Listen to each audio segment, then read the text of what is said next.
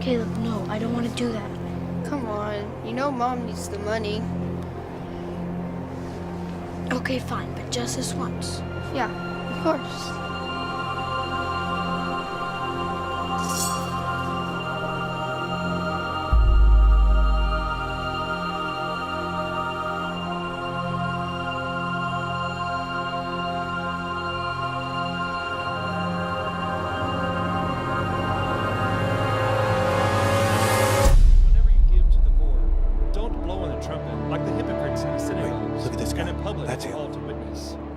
I tell you, they've received the reward. But instead, when you give secretly, so that only your Father will reward you. Whenever you fast, don't be sad-faced like the hypocrites. Yeah, for they make just their like all the faces others, unattractive, so their he'll show his fasting true is colors. obvious to people. Do not store up for yourselves treasures here on earth, where rust and moth will destroy, and thieves will come and steal away. But instead, store up for yourselves treasures in heaven. For where your treasure is, there your heart will be also.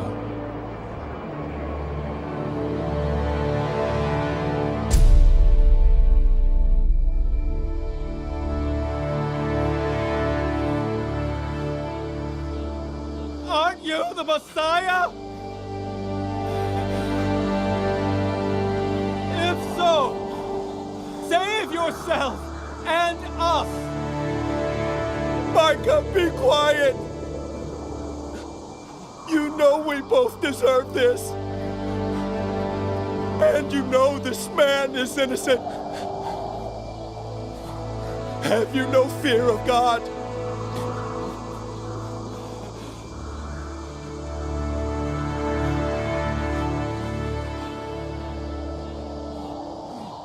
Jesus! Please, remember me when you come into your kingdom.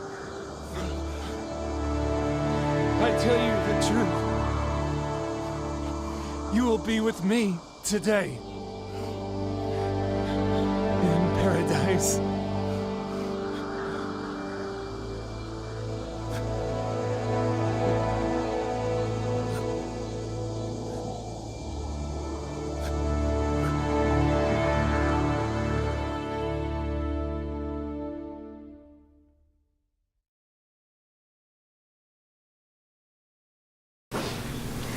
Some powerful imagery this morning on video, don't you think? One of those final statements that Jesus gave while hanging from the cross. And this just blows my mind because he looks into the face of a hardened criminal and says, "Today you will be with me in paradise." That's amazing. It's amazing. You know, if you're just joining us here, if you're visiting with us this morning, or maybe you missed last week, I just want to take a second and kind of catch you up as to where we are and where we're going. Because during this, we're in our second week of a series that we begun this Lenten season called Final Words. You can see that schedule before you. And during the season of Lent, we're talking about each of the last 7 statements that Jesus made while hanging on the cross. And last week, I demonstrated and kind of explained the process of crucifixion. And you kind of remember how painful it would have been for Jesus to even speak from the vantage point of the cross. And he would have gone to great efforts to do so, and it would have been very physically exerting for him to do this. And these statements, what we find in essence, is a final will and testament of the ministry of Jesus. And I think these statements, they have some real implication for our lives today. So that's where we're heading, and I appreciate you taking this journey with us this morning. But I think that this is amazing what we witness in the Gospel of Luke. That even in his death, Jesus speaks life to the least and to the lost. That could probably just be the name of this entire sermon series. In death, Jesus speaks life. And he says, "I came to save the least and the lost." Even in death, Jesus associates with the sinner. I want to take just a moment this morning to kind of do a survey, bird's eye view of the Gospels and the type of people that Jesus hung out with. You willing to do that with me this morning? Jesus, you remember this story. Jesus allowed a prostitute, think about that, to wash his feet. And with her tears, she washed his feet and dried his feet with her hair. A very scandalous thing. He called tax collectors and all sort of variety of sinners to be his disciples, who began the ministry of the original church. I mean, sinners. This is scandalous. He touched lepers. He ate with unclean people, and we see this kind of association with Jesus all through his ministry. Because in Jesus' day, non-religious people generally didn't want to hang out with religious people. They likely felt they had to watch their language and pretend to be saying something that they weren't because they didn't want to feel the judgment and the scorn of the religious people. Perhaps this isn't just a historic thing. You following me? It's kind of funny sometimes when I walk downstairs in the fellowship hall after church. It gets very quiet for some reason. I don't know why that happens sometimes. But in this way, I think it's still this way for non-religious and nominally religious people today. They might think about going to church, but when they think about what it feels like when they walk into the church, a lot of times for them it doesn't feel good. Right? The preacher almost seems to be talking down to them. They have trouble associating with and finding fellowship and camaraderie and unity with the people in the pews. But when Jesus, here's the point, when Jesus was around non-religious people, they never felt small. You notice that? They never felt small. They didn't feel like nobodies. They didn't feel like sinners. They just felt like people who came to hear the good news of God in a way that made sense to them. And when they were around Jesus, they wanted to know more about this God that Jesus talked about. I love this story of Zacchaeus in the Gospel of Luke. Jesus gives his personal mission statement just days before he's crucified. He'd gone through the town of Jericho, and he'd made his way up to the large sycamore tree in the center of the city of Jericho. And sitting in the branches of that tree was one of the town's most notorious sinners. His name is Zacchaeus, and he was on the Roman payroll. A Jewish man on payroll for the Romans, collecting taxes from the people who were occupying his people and lining his pockets in the process of doing this. He was not well liked. Not well received at all. And that's why they weren't about to let him catch a glimpse of Jesus as he's coming in to Jericho. So Zacchaeus, he climbs up on top of this large sycamore tree in the center of town. And there he sits and looking at Jesus. And Jesus focuses on him, cuts through the crowd, and goes to him. And he says, Zacchaeus, come down from there. I'm eating at your house today. Now let me clarify something. Who wants to pretend with me? Mary, let's pick on you. She was very scared. Now, she says, I don't have any goodness. Now let's pretend, per se, that I wanted to come eat at your house. She'd find something. Well, she's a sweetheart. We all know that. But the custom would be for Mary to invite me, would it not be? So Mary, I'm coming over, and by the way, I like this. Okay? You make that happen? I'll run down to Big G and get some. Yeah, I thought you would. Not everyone would be as gracious as Mary would. Jesus literally invites himself over for supper. Kind of countercultural in and of itself. And what you have to understand is that eating with someone in the Middle East is kind of a big deal. Because in that culture, if you eat together, it symbolizes friendship. It symbolizes belonging. Now you may say, well, don't we all do that?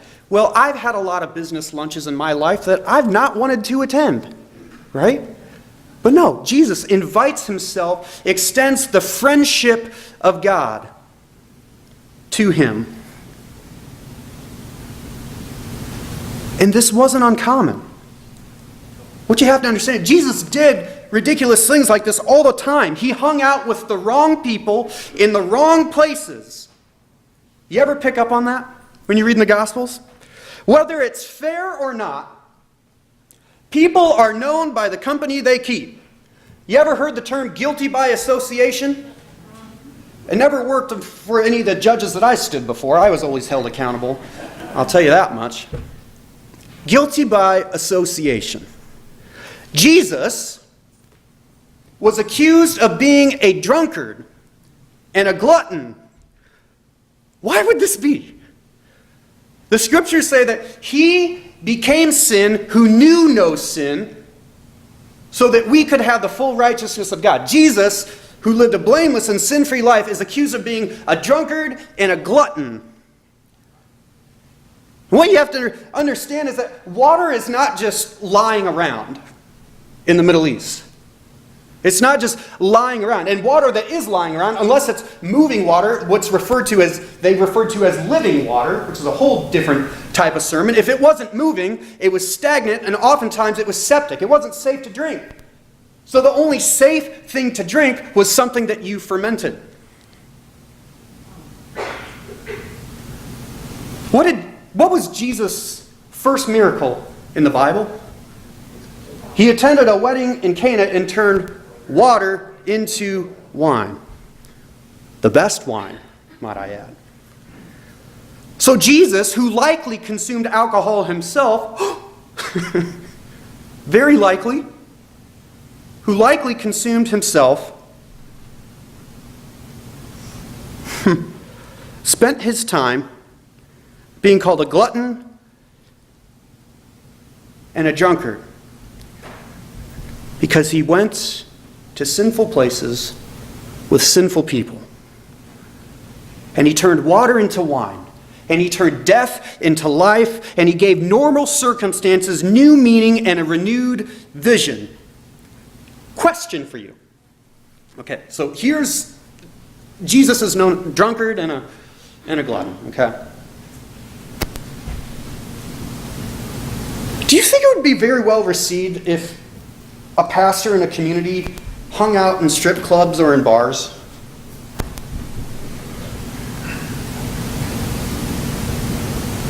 Judging by the hush that fell on the crowd, I'll infer for myself that probably wouldn't go over so well.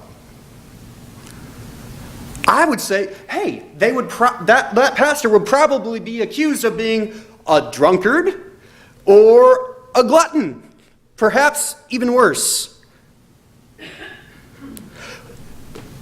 What if those accusations became compliments? Think about this.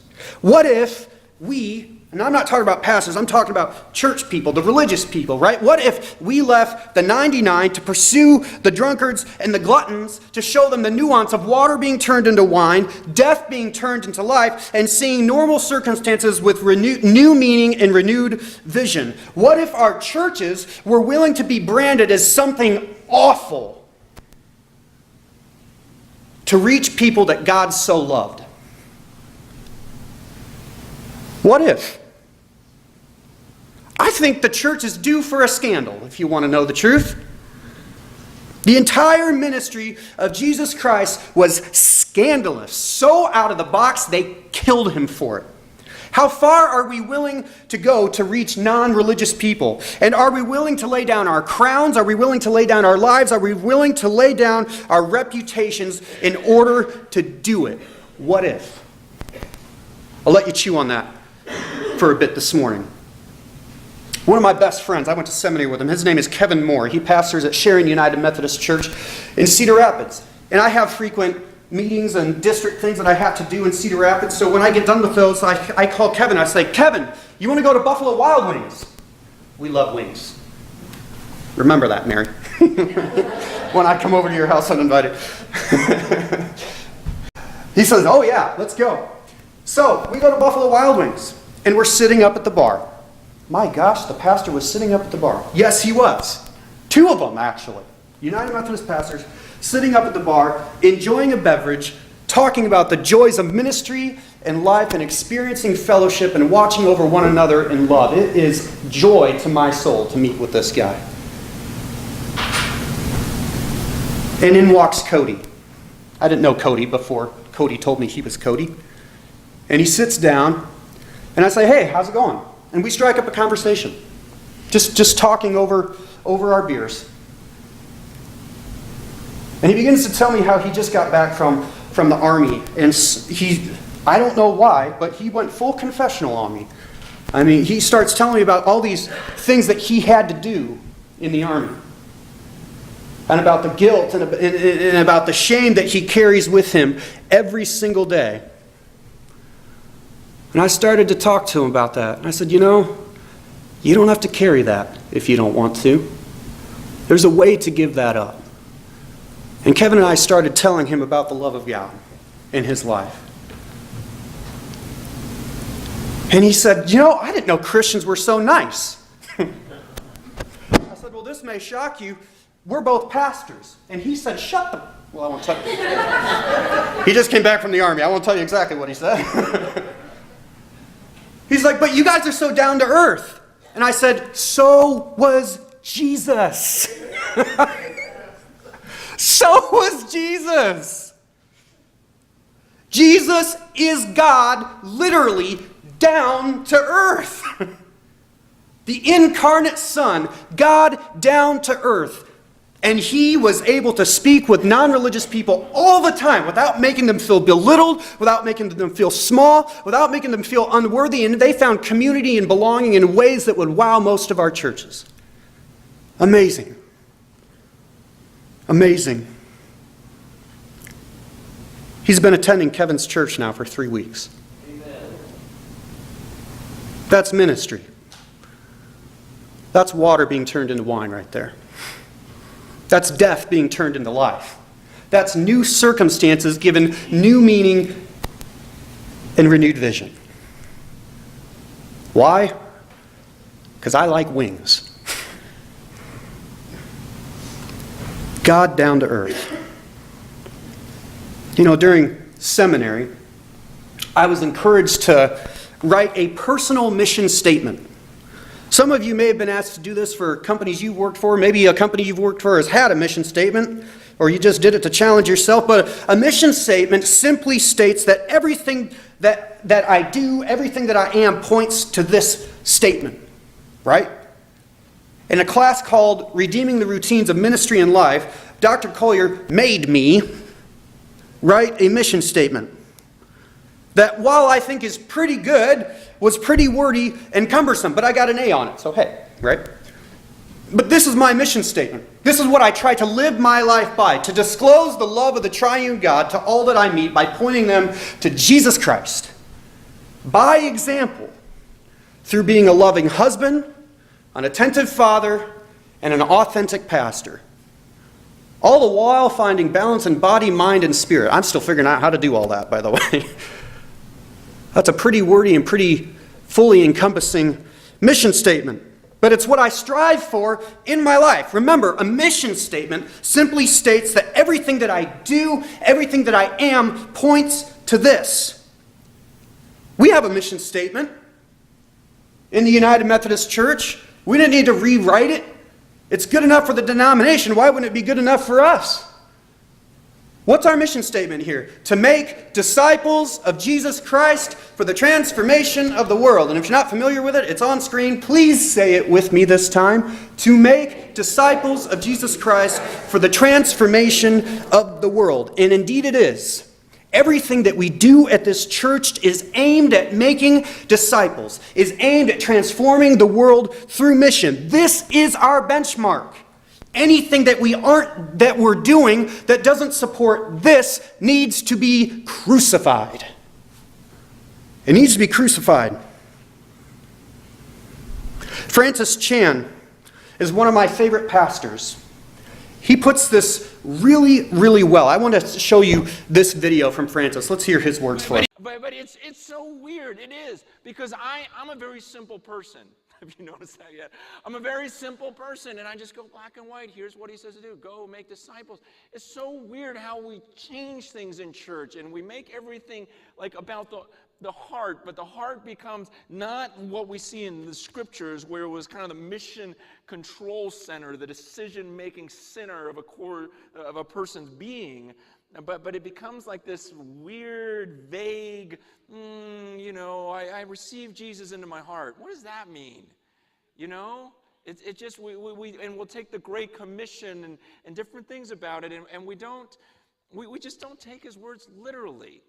It's so weird because when I was a kid, we used to play this game called Simon Says. Right? Most of us have played that, unless you're really young, because there's no app for it. Simon Says is, Simon says, pat your head, so okay, Simon said it. It was a very simple game, but it's so weird how in the church, Jesus says is a totally different game. If Jesus says something, you don't have to do it, you just have to memorize it. You study it, you memorize. You guys, it doesn't make any sense, a lot of the things we do. When he tells us to go out and make disciples, and how many people in our churches are actually making disciples? They memorized it. When I tell my daughter, hey, Rach, go clean your room. She doesn't come back to me 2 hours later and go, I memorized what you said. You said, Rach, go clean your room. I can say it in Greek.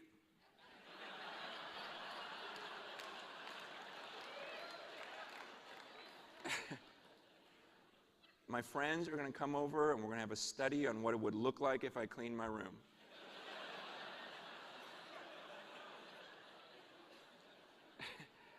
She knows better than that. And so why do we think we're going to come before the judge one day and quote everything that he said and talk about how much we know? It's just this black and white stuff. If I just started with Scripture, I'd go, here's what I would do. Here's one thing that I know about mission statements.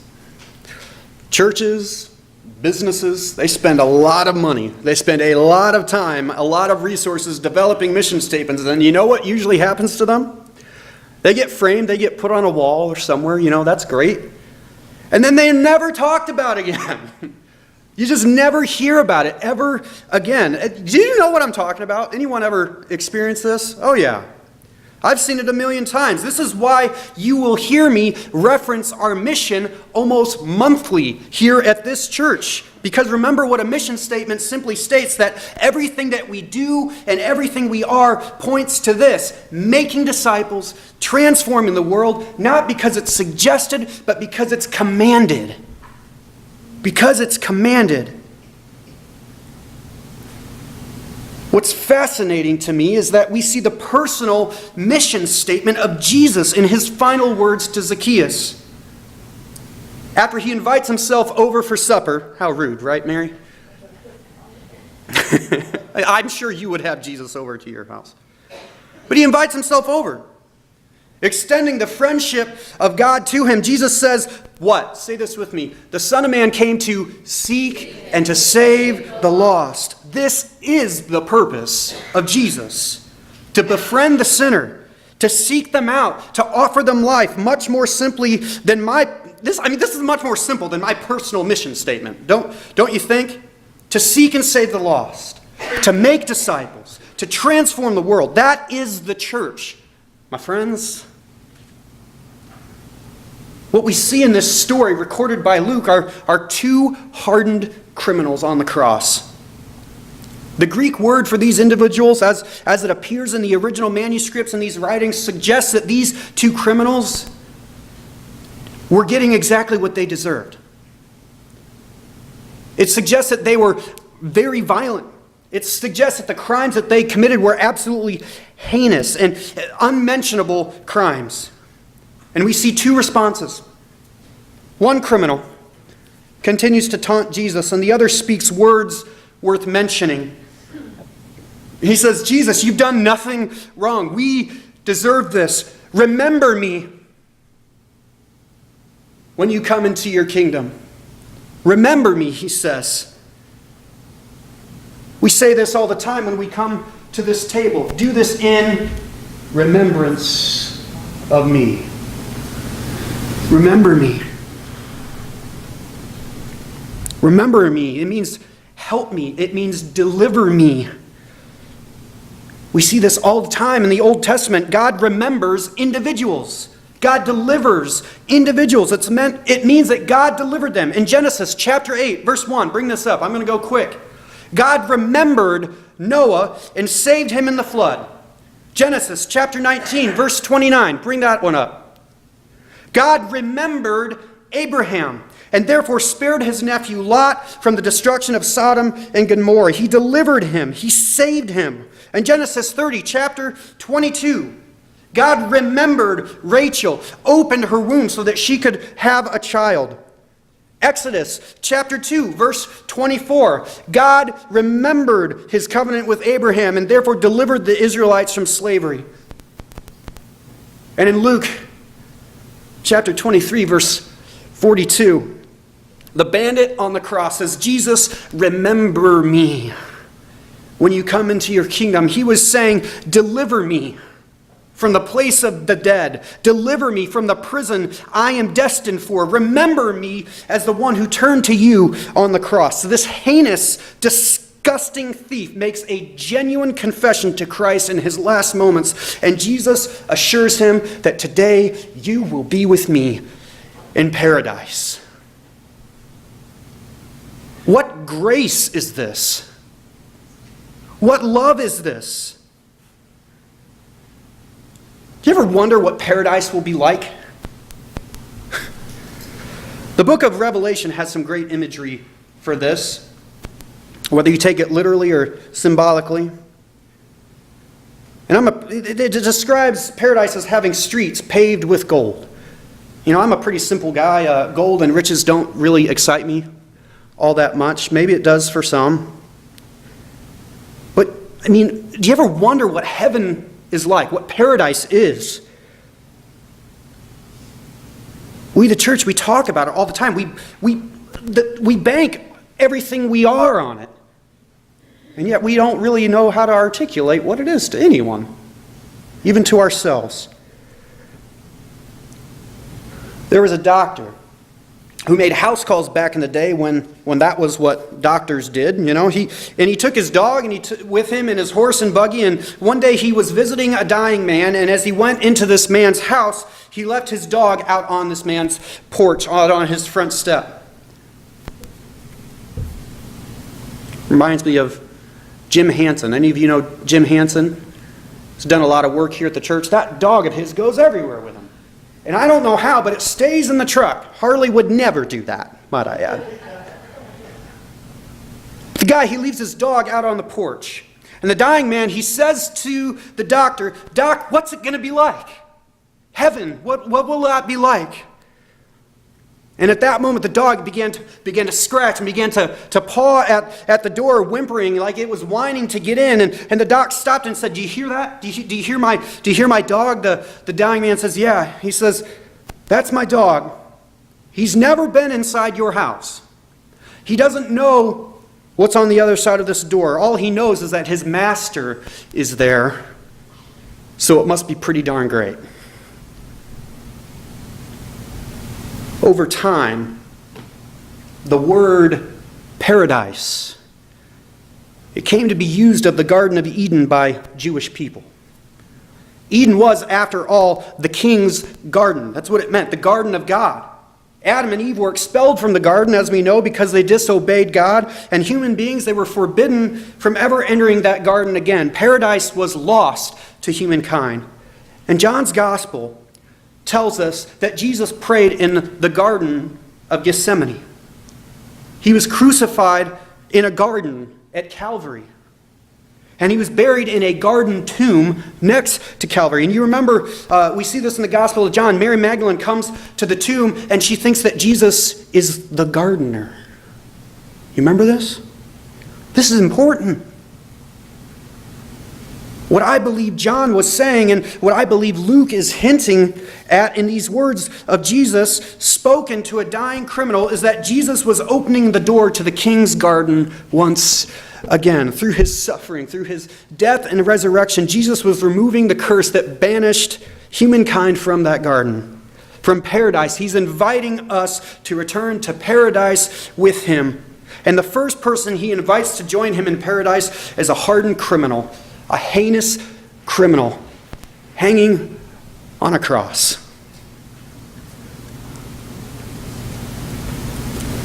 This final statement from Jesus, "Today you will be with me in paradise," points us to the mission of Jesus.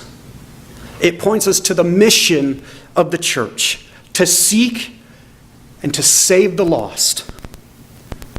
How far are you willing to go? I mean, honestly, ask ourselves, how far are we willing to go? What places are we willing to enter? What are we willing to give of ourselves to tell people about this paradise restored by the cross? The cross of Christ, the friend of sinners, the one that invites us to dwell in the King's garden as well. How far are we willing to go? I think we're due for a scandal. It's in the name of the Father, the Son, and the Holy Spirit. Amen.